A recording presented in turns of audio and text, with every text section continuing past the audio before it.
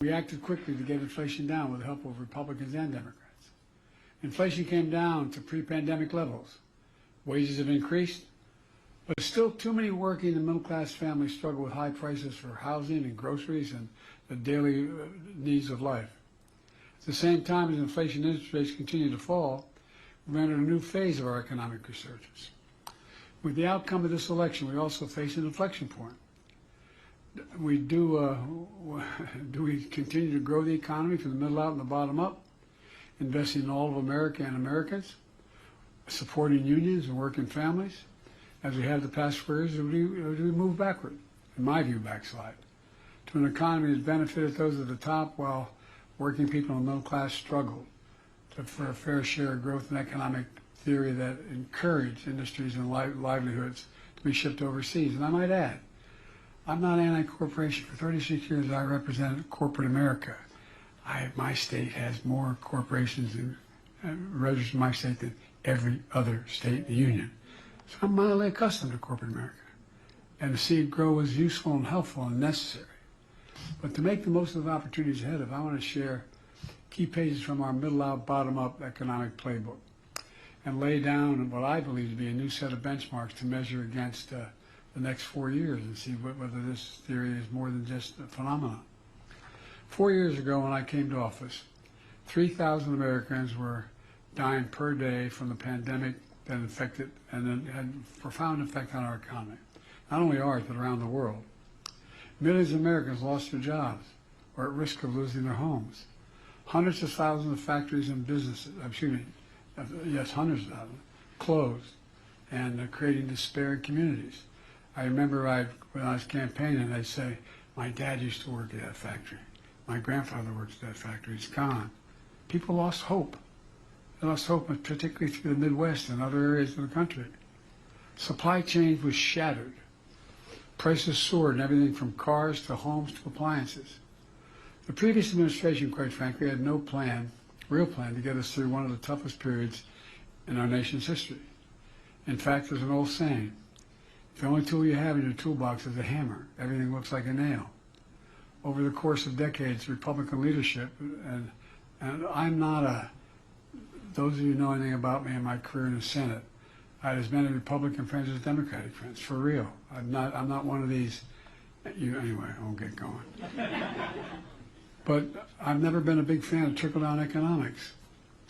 It was a hammer that was hammering working people. My dad used to say, my dad was a well-read man who he got accepted to go to Hopkins, but during the war he never got to go. But my dad used to talk about it. He said, Dad, Joey, not a whole lot trickles down on my kitchen table at the end of the month.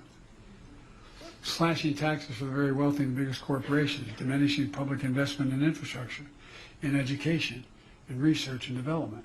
And keep your eye on it. We're going to find out whether or not what they want to do on each of those areas continue to slash, it makes sense or not.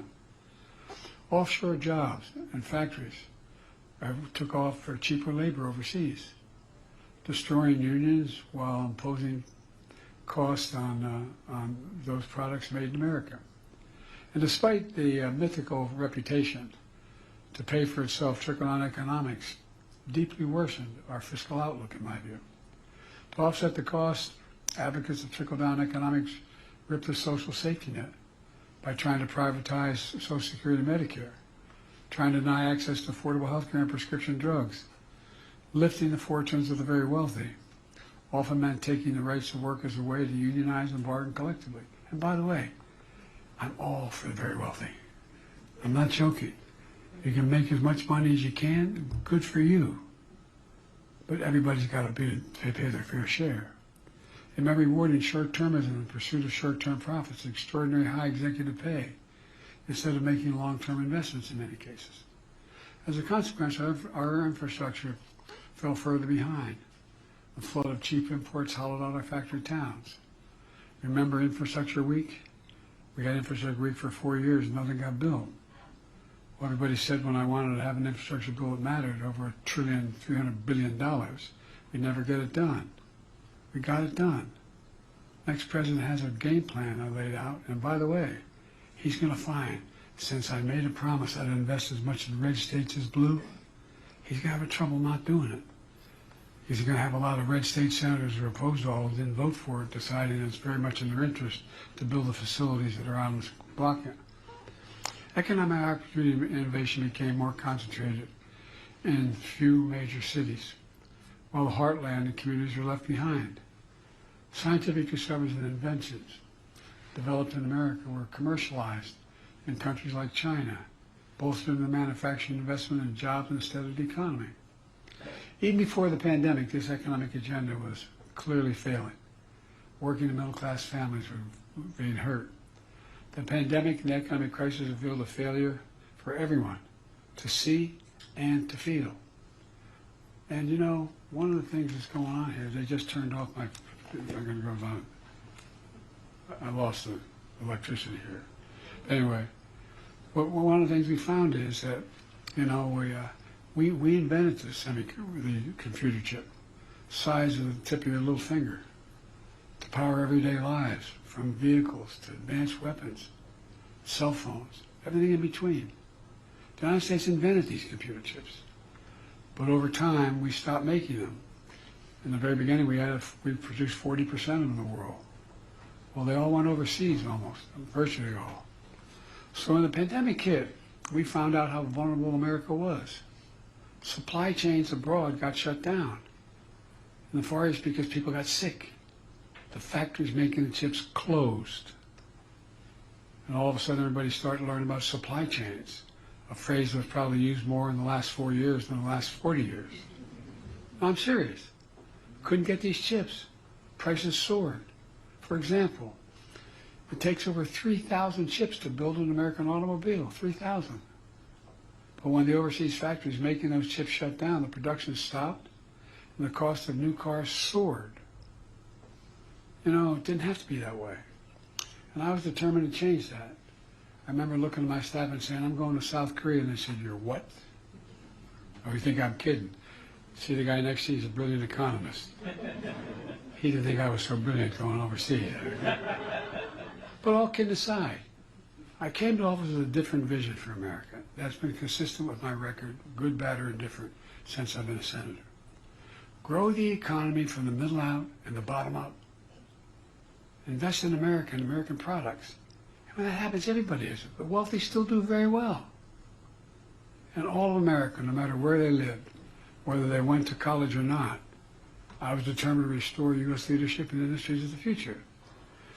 You know, 4 years later, we have proof that the playbook is at least now working. You know, within the first 2 months of office, I signed the American Rescue Plan, the most significant economic recovery package in our history. And also learned something from Donald Trump. He signed checks for people for $7,400 because we passed the plan. And I didn't, stupid. But all kidding aside, I realize we're talking about the impact of politics, but the economic basic principles are what we're after.